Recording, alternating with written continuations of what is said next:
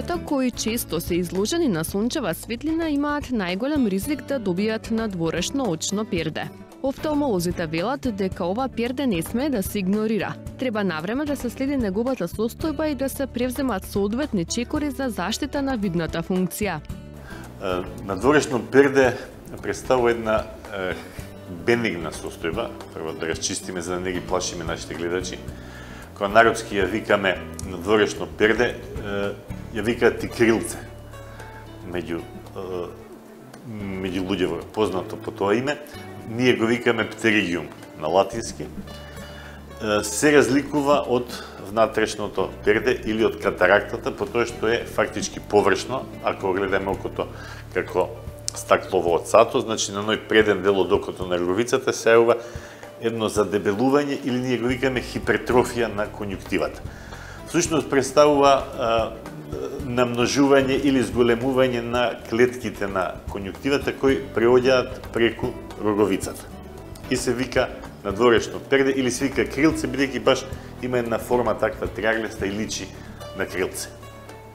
Основно е дека се работи за состојба која што е бенигна, која што се јавува многу често во земји околу екваторот пред се, значи земји каде што има многу големо озрачување или изложеност на сонце, а е типична болест, се јавува многу често и кај нас, е типична болест за луѓе кои што се врзани професионално со надворешната средина, значи со луѓе кои што се занимаваат со земјоделство, рибари, неретко знае да се јави и кај луѓе, често пати се јавува кај скијачи, да речеме, затоа што се долго време на сонце кај луѓе кои што сакаат многу да скијат, на планина се долго време, мултиплицирањето на ултравиолетовите зраци од сончевата светлина го предизвикуваат неговото забрзано растење.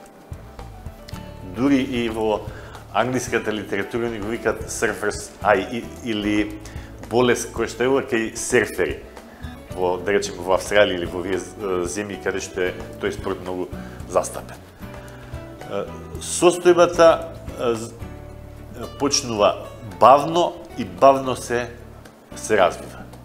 Обично почнува да се јавува на внатрешниот агол, на внатрешната страна од окото, како едно лесно задебелување кое што знае од време на време под дејство на изложеност на сонце, прашина, под некаква иритација да се зацрвени, понекогаш да биде иритирано, малку да боли, малку некогаш да пече и така.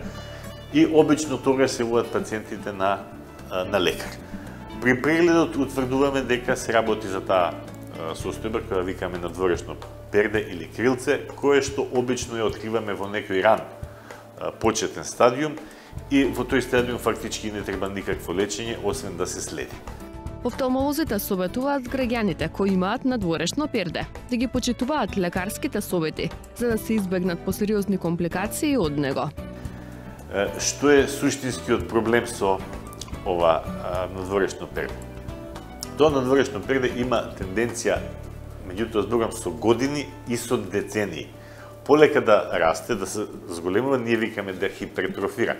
Клетките на сврзното ткиво во конјуктивата полека се зголемуваат, се намножуваат и полека почнуваат да се префрлаат на роговицата. И покриваат прво еден многу мал дел, а потоа некој поголем дел од роговицата и кога ќе почне веќе да се движи тоа крилце кон средината на роговицата, каде што може веќе да го зарози видот, значи кога се доближи до оптичката оска, кога ќе почне да покрива веќе една состојба каде што обавезно мораме да размислуваме за интервенција.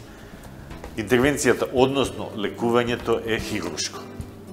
Пак ќе напоменам, состојбата низ години трае многу долго и многу полека се развива, така што фактички нема потреба од никакво интервенирање, освен состојбата да се следи. Што им препорачуваме на пациентите? Како да се заштитат, односно како да се успори тој раст на птеригиумот, односно на надворешното перде.